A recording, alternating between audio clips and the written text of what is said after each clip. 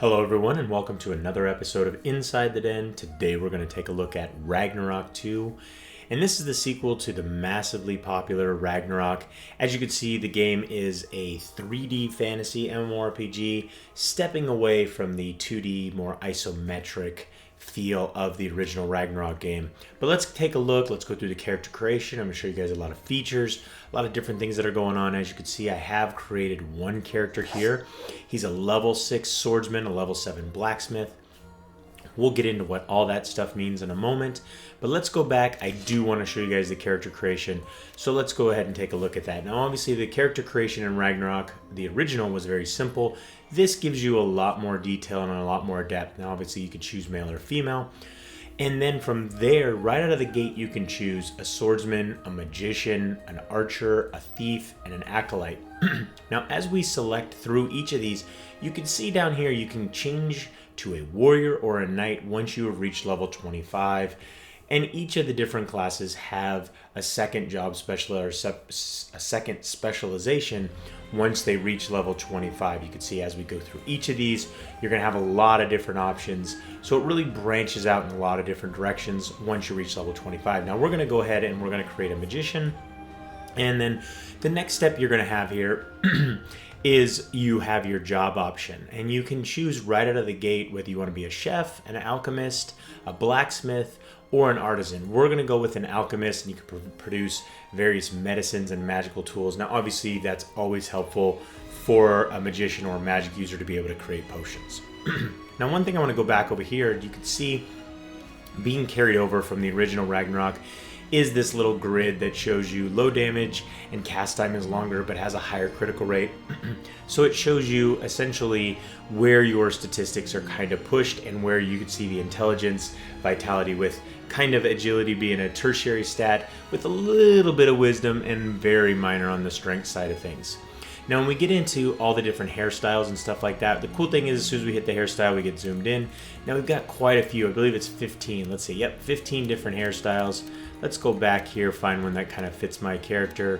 No, there we go, something like that. And then hair color, we've got 15 different hair colors. Let's find a purple, there we go, and all different colors as you can see there.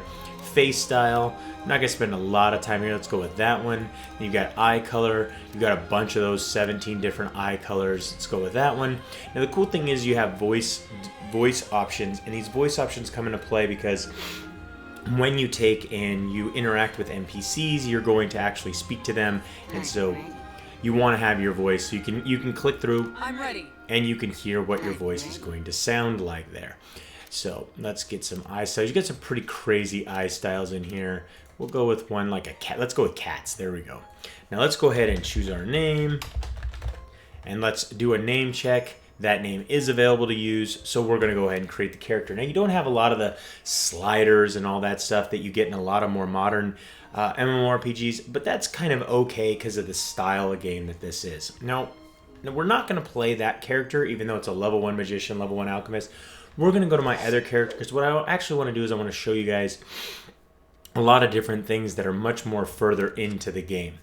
And one thing that I want to talk about right out of the gate, and you see this in a lot of the developer interviews and stuff like that, the big thing with this game is community and story. There's a huge story backdrop. The community is huge. When you first log in, you've got a server to choose from. And then once you choose from that server, you're going to see tons and tons of channels. And there's a lot of people actually playing this game. And you can see it right away as we get in there and we're running around. The first thing you're going to notice is it is your more traditional tab target MMORPG. And then once we take out these little hornets, we go ahead and click on them and we can pick up the bee sting. Now we're going to take out a few of these while we take and we actually... Skill cannot be used at the target. What? Skill cannot be used on the target. Target cannot be attacked. Alright, let's go take out this one then. You're looking the wrong way. There we go. You can see we're using different skills. We can actually bring up our skill menu by pressing T. And you can see we've got this head crush, which attacks an enemy, afflicting a dot. And then we've got this bash, which is a spin, does damage. Then we've got this provoke, which is a taunt.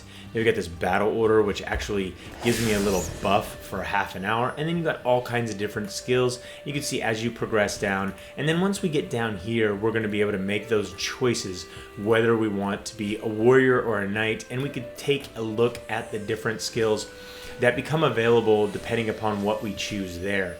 And that's something for you guys to play with and figure out exactly which class you want to be once you do reach level 25.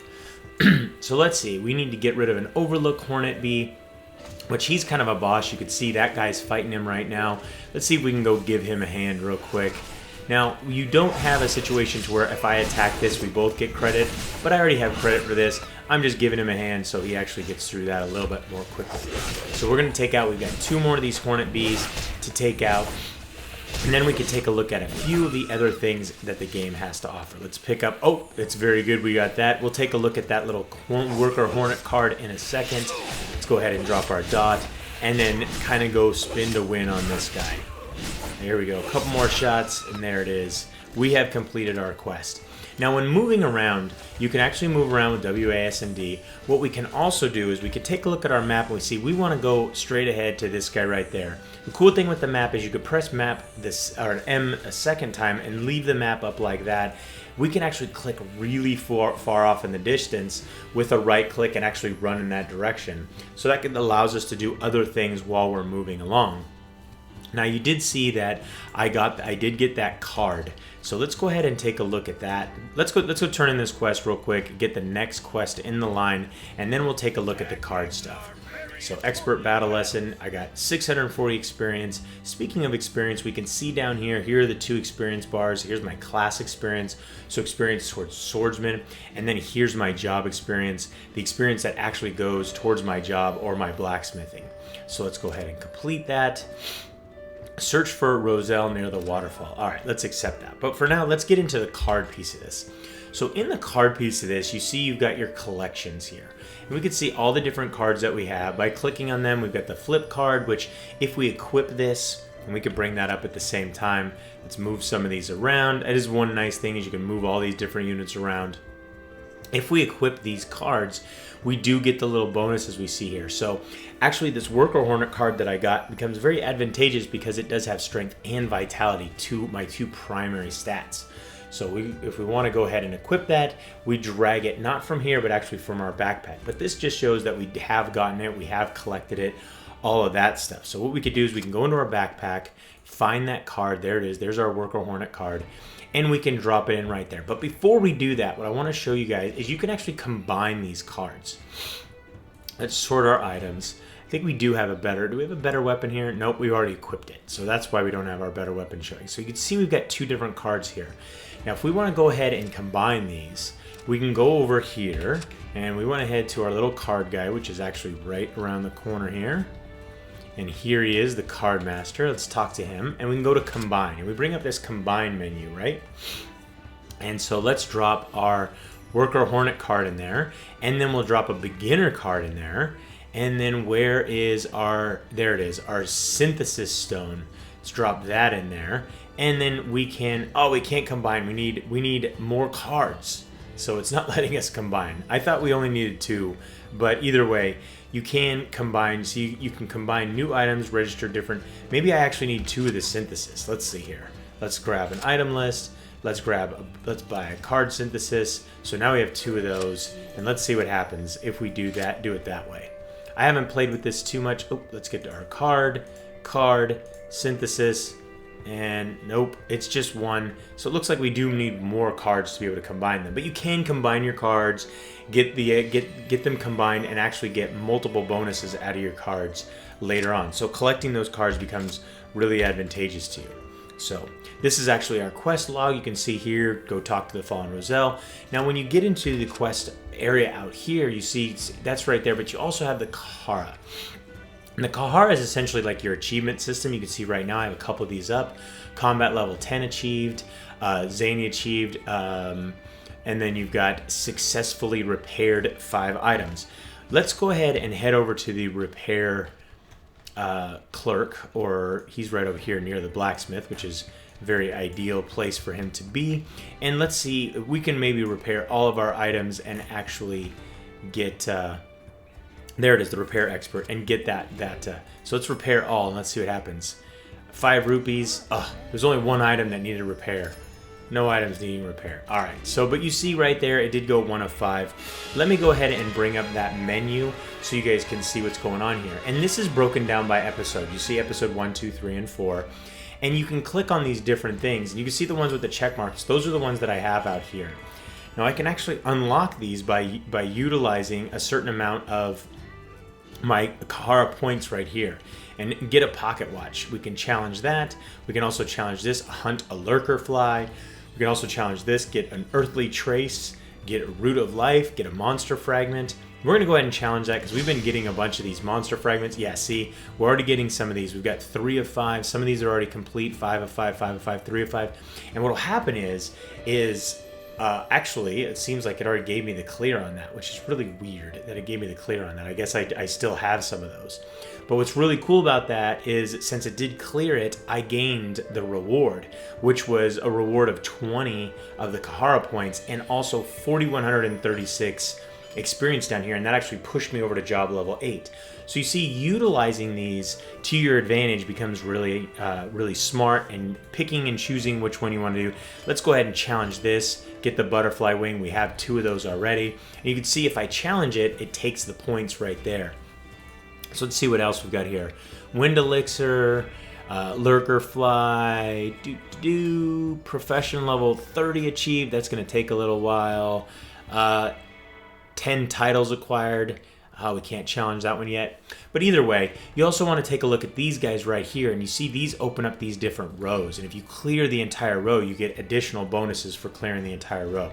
So you also want to take and look at those, and you'll get plus 6 Zany and 47 Rupee, plus a huge amount of job experience for completing those.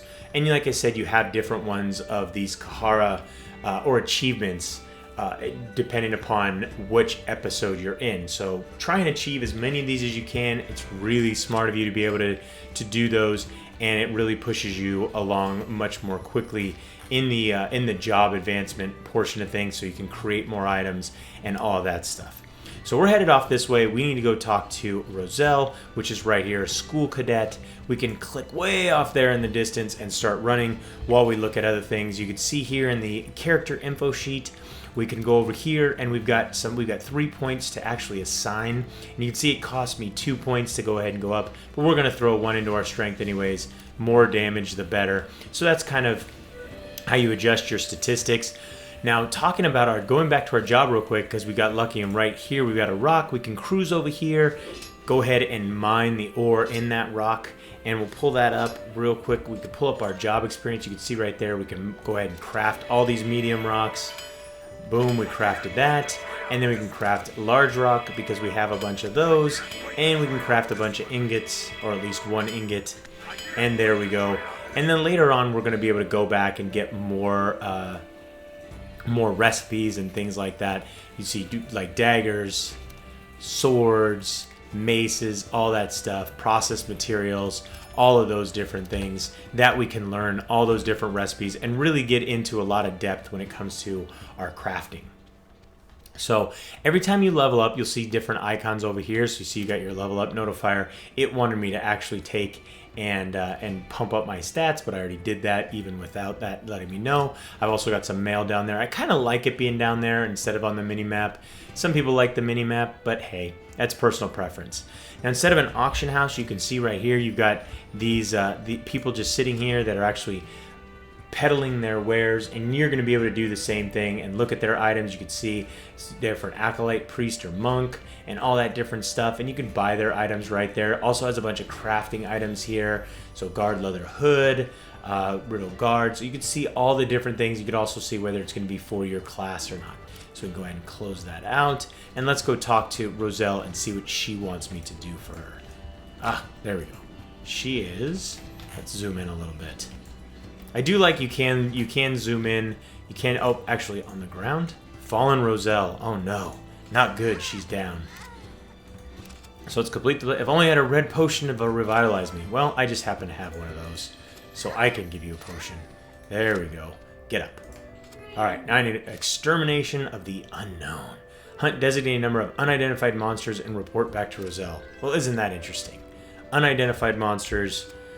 Where do I possibly have to go for those?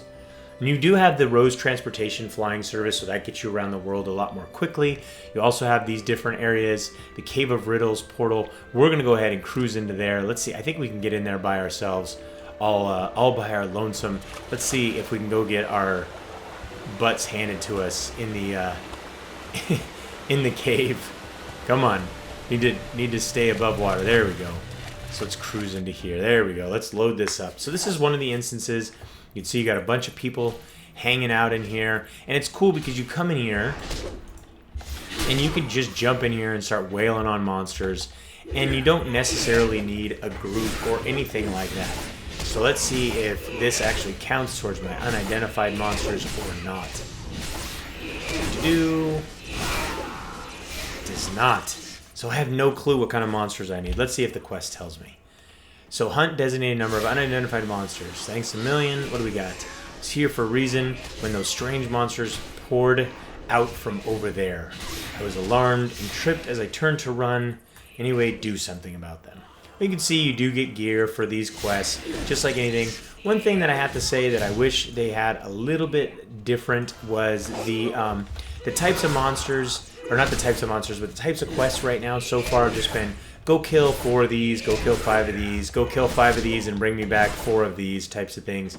So I really wish it would have a little bit more variety when it came to this. Now this is just kind of a cave where there's a bunch of ruthless cave monsters, so not really something that I want to do. But there are a lot of instances, as you can see down in the chat in the bottom left, there are always people looking for groups or looking for people to join their group and jump in and help them out. So it's nice to see that because of the game does have here's our unidentified monsters. So there we go. We didn't need to go far to find unidentified monsters. The other thing too is I do have to say the graphical style, it may not be for everybody, but I think it's pretty cool. Sure, we'll join your party. Let's jump in there and start wailing on these unidentified monsters, I guess. Hopefully that's what they're doing, because that's all that I want to do. Let's take them out. But you can see all the different skills. We can also bring up our mount icon. We've got a rickshaw. We've got all these different things that you can get in a lot of different mounts that you can collect. Some pretty cool stuff too, like you see a polar bear, red-footed tortoise, noble pico, a lot of different stuff that's pretty cool if you ask me. So let's go ahead and loot this while I get, some more, look like some more firefly wings. But some of you I know are moving on to the different types of games that are out there that no longer have kind of this tab target type situation. You like more of the action-oriented stuff. Oh, we are getting a little bit of lag. Come on, Fraps, you can make it through this. We're almost done. So for some of you guys, this may not be the game for you. I might have to leave it. I think I have to leave this party. I think it's just too much for me to handle. So I mean, I understand some of you guys are actually moving on to the more action-oriented game, but for those of you that have kind of a love affair or an old school love affair with Ragnarok, this definitely could satiate that appetite. Now I know some of you guys are more traditionalists, and you're like, oh my god, they went with a 3D MMORPG. I can't believe they did that.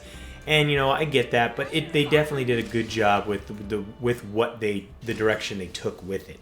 Graphics are fluid, they look good, it's nice in anime style and feel. All the anime characters look good and are well done. The animations are well done. The fact that the player base is nice and big is nice to see. So if you're looking for a party and you do want to group up, you're never going to really have a hard time finding one. There's tons of quests to do. The game moves you around, teaches you all the different systems that exist in the game very nicely and very fluidly. We also have some really cool emotes like pick your nose and belittle and finger and be surprised and clap, so you can see a lot of that stuff. I can actually turn my character around. Let's do that. And you can set up some of these for let's turn the character around. I want to see my character pick his nose. Come on, pick your nose. There you go. So you see you got all these different emoticons when it comes to socials. So you could take and you could do things like laugh and all kinds of different stuff when it comes to that. Obviously we saw the job stuff, map. and then all of that good jazz. But either way, I hope you guys enjoyed today's trip inside the den. Don't forget to subscribe and keep yourself updated as each new episode is released. And also don't forget to comment and like these videos. We really do appreciate that feedback. If you'd like to play or learn more about Ragnarok 2, you can read our full review at MMODen.com or just click the link in the description. Till next time, thanks for watching.